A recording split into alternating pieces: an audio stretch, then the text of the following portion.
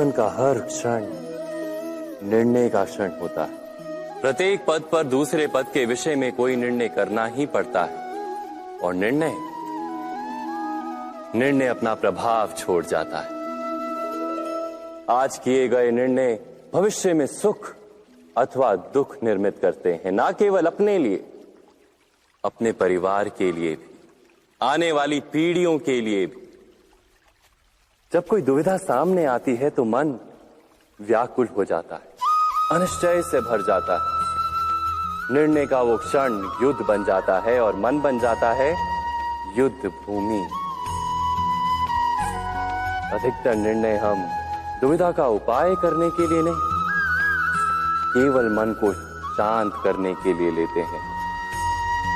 पर क्या कोई दौड़ते हुए भोजन कर सकता है? नहीं। तो क्या युद्ध से जूझता हुआ मन कोई योग्य निर्णय ले पाएगा? वास्तव में शांत मन से जब कोई निर्णय करता है तो अपने लिए सुखद भविष्य बनाता है, किंतु अपने मन को शांत करने के लिए जब कोई निर्णय करता है तो वो व्यक्ति भविष्य में अपने लिए कांटों भरा वृक्ष लगाता है। स्वयं विचार कीजिएगा।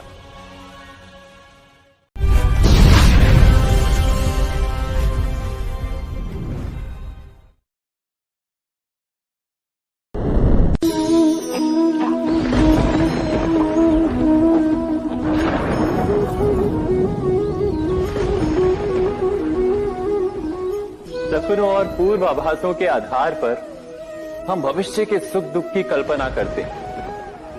भविष्य के दुख का कारण दूर करने के लिए हम आज योजना बनाते हैं, किंतु कल के संकट को आज निर्मूल करने से हमें लाभ मिलता है या हानि पहुंचती है, ये प्रश्न हम कभी नहीं करते। सत्य तो ये है कि संकट और उसका निवारण साथ जन से, व्यक्ति के लिए भी और सृष्टि के लिए भी। नहीं, आप अपने भूतकाल का स्मरण कीजिए, इतिहास को देखिए। आप तुरंत ही ये जान पाएंगे कि जब जब संकट आता है तब तब उसका निवारण करने वाली शक्ति भी जन्म लेती है। यही तो जगत का चलन है। वस्तुतः संकट ही शक्ति के जन्म का कारण है। प्रत्येक व्यक्ति जब संकट से निकलता है तो एक पद आगे बढ़ा होता है, अधिक चमकता है, आत्मविश्वास से अधिक भरा होता है, न केवल अपने लिए अपितु विश्व के लिए भी। क्या ये सत्य नहीं? वास्तव में संकट का जन्म है एक अवसर का जन्म, अपने आप को बदलने का अवसर, अपने विचारों को ऊंचाई पर करने का अवसर, अपनी आत्मा को बलवान और ज्ञान मंडित बनाने का अवसर। जो ये कर पाता है उसे कोई संकट नहीं होता, किंतु जो ये नहीं कर पाता वो तो स्वयं एक संकट है विश्व के लिए। विचार कीजिए।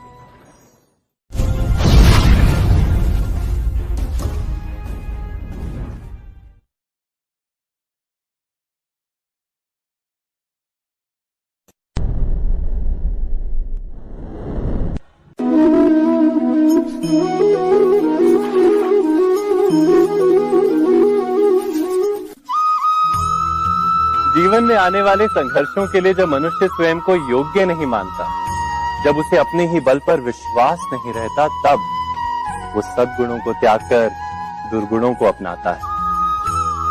वस्तुतः मनुष्य के जीवन में दुर्जनता जन्म ही तब लेती है जब उसके अंतर में आत्मविश्वास नहीं होता। आत्मविश्वास ही अच्छाई को धारण करता है। ये आत्मविश्वास है क्या?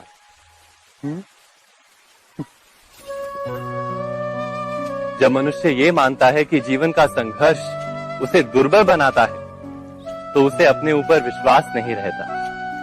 वो संघर्ष के पार जाने के बदले संघर्ष से छूटने के उपाय ढूंढने लगता है।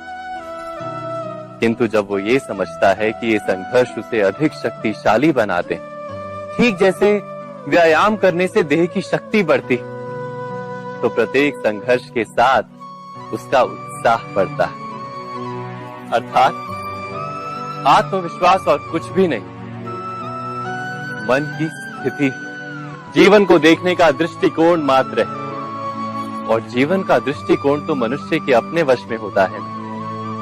स्वयं विचार कीजिए।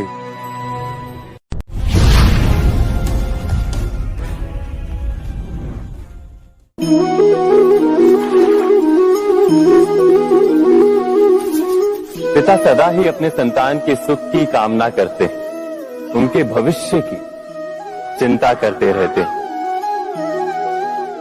इसी कारणवश सदा ही अपने संतानों के भविष्य का मार्ग स्वयं निश्चित करने का प्रयत्न करते रहते। जिस मार्ग पर पिता स्वयं चला है, जिस मार्ग के कंकर पत्थर को स्वयं देखा है, मार्ग की छाया, मार्ग की धूप को स्वयं जाना है, उसी मार्ग पर उसका पुत्र भी चले, यही इच्छा रहती है हर पिता की। निसंदेह उत्तम भावना है ये, किंतु 3 प्रश्नों के ऊपर विचार करना हम भूल ही जाते हैं। कौन से प्रश्न? प्रथम प्रश्न, क्या समय के साथ प्रत्येक मार्ग बदल नहीं जाते? क्या समय सदा ही नई चुनौतियों को लेकर नहीं आता? तो फिर बीते हुए समय के अनुभव नई पीढ़ी को किस प्रकार लाभ दे सकते हैं? दूसरा प्रश्न, क्या प्रत्येक संतान अपने माता पिता की छवि होता है?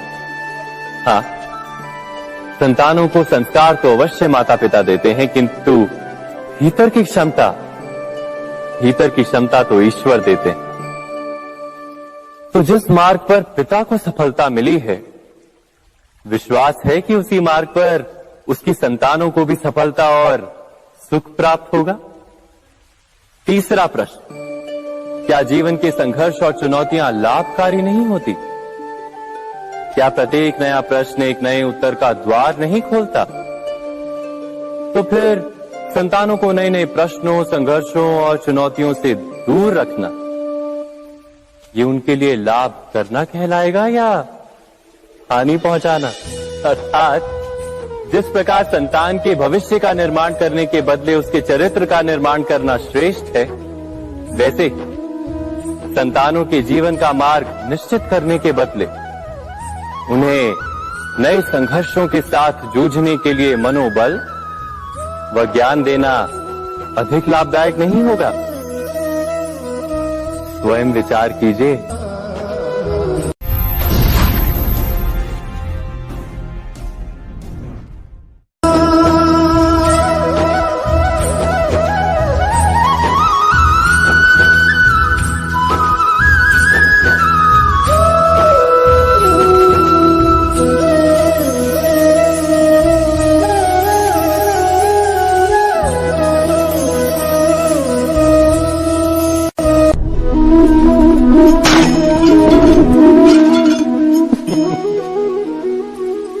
कभी कभी कोई घटना मनुष्य के जीवन की सारी योजनाओं को तोड़ देती और मनुष्य उस आघात को अपने जीवन का केंद्र मान लेता।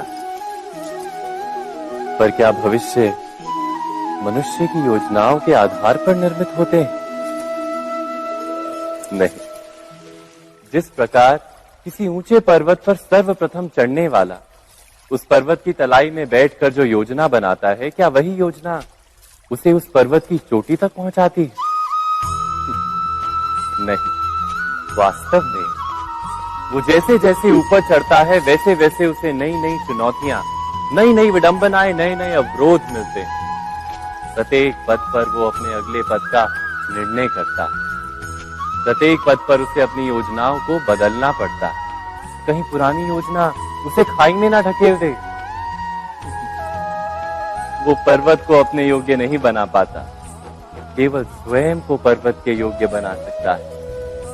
क्या जीवन के साथ भी ऐसा ही नहीं? जब मनुष्य जीवन में किसी एक चुनौती को, एक अवरोध को अपने जीवन का केंद्र मान लेता है, अपने जीवन की गति को ही रोक देता है तो वो अपने जीवन में सफल नहीं बन पाता और ना ही सुख और शांति प्राप्त कर पाता। अर्थात जीवन को अपने योग्य बनाने के बदले स्वयं अपने को जीवन के योग्य बनाना ही सफलता और सुख का एकमात्र मार्ग नहीं। स्वयं विचार कीजिए।